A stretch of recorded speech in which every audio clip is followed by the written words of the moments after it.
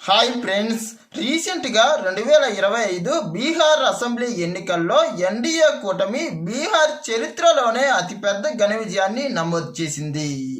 243 assembly స్థానాలు కలిగినటువంటి బీహార్ ఎలక్షన్స్లో దాదాపుగా 202 స్థానాలు గెలుపొంది బీహార్ చరిత్రలోనే గతమెన్నడూ లేని విధంగా కాంగ్రెస్ కూటమికి దారుణమైన పరాజయాన్ని మిగిల్చింది.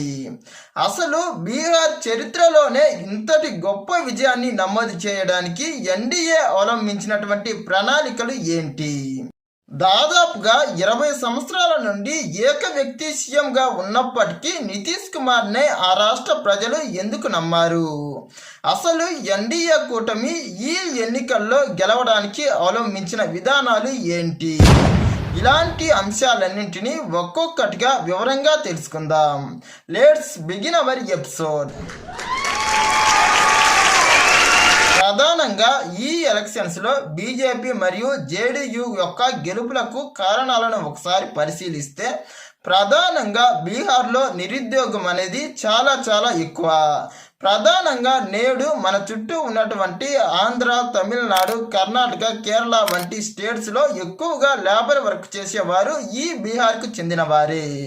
వీరు ఇలా మన దేశంలో ఇతర రాష్ట్రాలకు చాలా చవకగా లేబర్ వర్క్ చేయడానికి కారణం అక్కడ సరైన ఇన్ఫ్రాస్ట్రక్చర్ మరియు మౌలిక వస్తువులు, సరైన ఉద్యోగం లేకపోవడమే. అందుమూలంగా వీరందరినీ దృష్టిలో ఉంచుకొని వారికి కనీస అవసరాలను తీర్చే విధంగా జాబ్స్ మరియు వివిధ రకాల ఇన్ఫ్రాస్ట్రక్చర్ ప్రాజెక్ట్స్ తీసుకుని వస్తామని ఎలక్షన్స్ ముందు నితీష్ కుమార్ గవర్నమెంట్ మరియు మోడీ గవర్నమెంట్ ఎంతో హామీ ఇచ్చాయి. అంతేకాకుండా ఆ హామీలు ఇవ్వడంతో పాటు ఏకంగా అమలు చేశాయనే చెప్పాలి.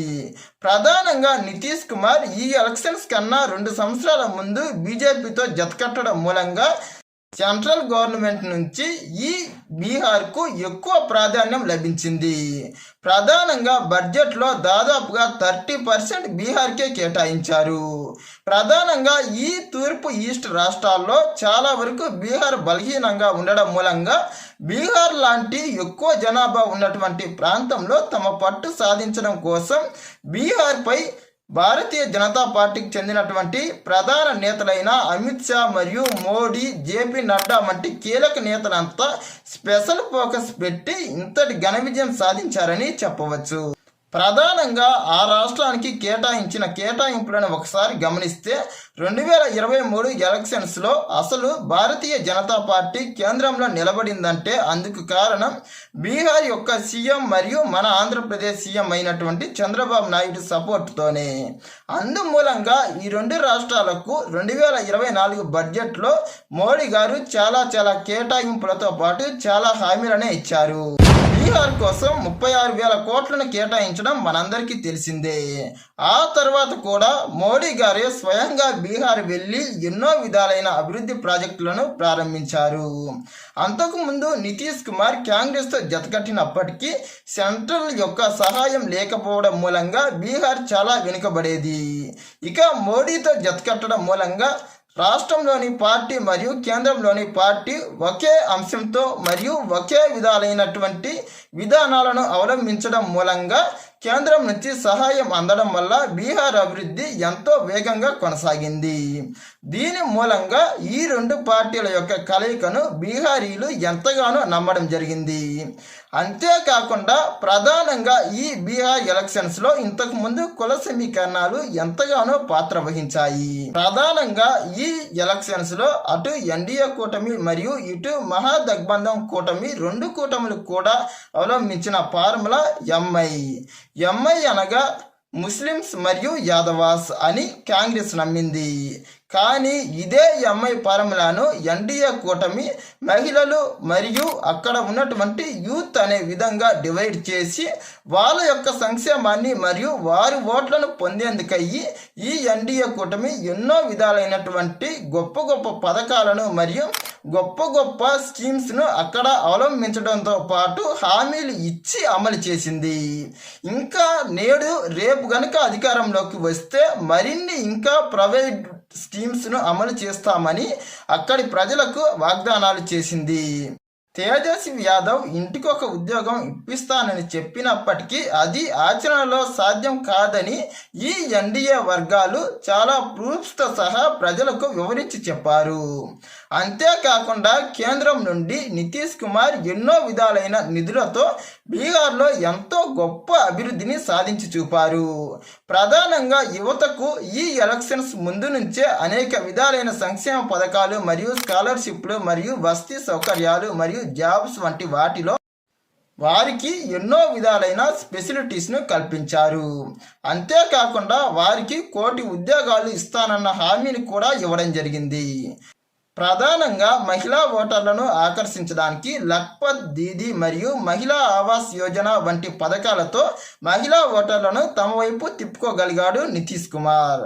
అంతేకాకుండా మహిళలకు వారి స్వయం సమృద్ధి కోసం ఏడాదికి 10,000 లేదా అంతకంటే ఎక్కువే రుణం చాలా తక్కువ వడ్డీతోనే ఇప్పిస్తానన్న హామీ మూలంగా మహిళా ఓటర్లను తమ వైపు తిప్పుకోవడంలో ఎంతో పరిణితి సాధించాడు. ఇంతేకాకుండా మద్యపాన నిషేధాన్ని అమలుపరిచి ఆ రాష్ట్రంలో మహిళా ఓటర్లను మరింతగా ఆకర్షించాడనే చెప్పాలి.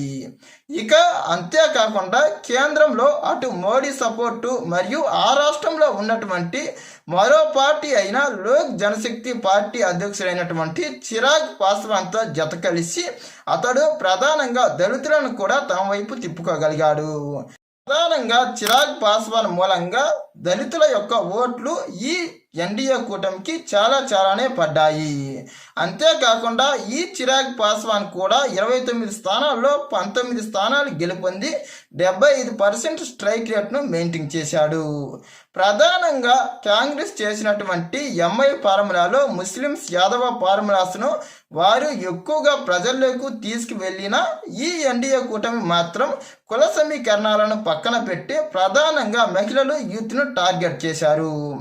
ఇంకా ఈ బీజేపీ పార్టీలో ఉన్నటువంటి కేంద్ర మంత్రులు మరియు నాయకులు అధ్యక్షులు చాలా రోజుల పాటు అక్కడే ఉండి ఎంతో ఫోకస్తో ఎన్నో ఐడియాలతో బీహార్ యొక్క ఓటర్ల నాడిని దృష్టిలో ఉంచుకొని అక్కడ ఇంతటి ఘన విజయాన్ని నమోదు చేయడం జరిగింది. మనకు బీహార్ ముఖ్యమంత్రి అయినటువంటి నితీష్ కుమార్ పార్టీలు మార్చే వారిగా కనబడినప్పటికీ బీహార్లో అతడు చేసిన అభివృద్ధి మాత్రం ఆ బీహారీ ప్రజలు అంత ఈజీగా మర్చిపోలేరు అని అక్కడి వారే చెబుతున్నారు.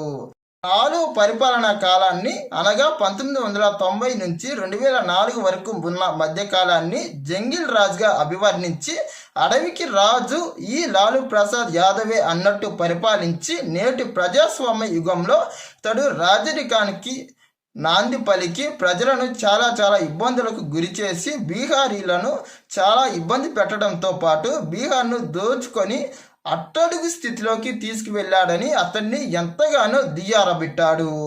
అంతేకాకుండా అతని పైన ఉన్న అవినీతి మరకలు మరియు లాలూ ప్రసాద్ యాదవ్ కాలంలో ఉన్న రౌడీయిజం, గూండాయిజం వంటి వాటన్నింటినీ అతడు గుర్తు చేస్తూ ప్రధానంగా బీహారీలను ఎంతగానో మార్చి బీహారీల యొక్క మనసుల్లో హత్తుకునేలా చేసి ఇంతటి ఘన విజయాన్ని సాధించాడు.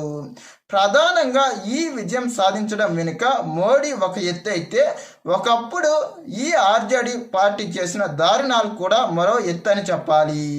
వాటిని ఆసరాగా చేసుకునే ఈ ఎన్డీఏ కూటమి ఇంతటి గొప్ప విజయాలను నమోదు చేసిందనే చెప్పాలి. ఏది ఏమైనా ఈ ఎలక్షన్స్లో ఎన్డీఏ కూటమి ఒక సరికొత్త ప్లాన్స్ మరియు సరికొత్త ఐడియాలు స్కీమ్లతో ప్రజలను ఆకర్షించి ఇంతటి గొప్ప విజయాన్ని నమోదు చేసిందనే చెప్పాలి. ఇక ఈ పరాజయాన్ని చూసినటువంటి మహాగఠబంధన్ కూటమి మరియు అందులో ఉన్న ప్రధాన జాతీయ పార్టీ కాంగ్రెస్ ఈ ఓటమి నుండి నేర్చుకోనైనా మున్ముందు ఎలా తేరుకుంటుందో చూడాలి. ఇలాంటి మరిన్ని ఇంట్రెస్టింగ్ వీడియోస్ కోసం మా ఛానల్ను సబ్స్క్రైబ్ చేయండి. ఈ వీడియో నచ్చితే లైక్, షేర్, కామెంట్.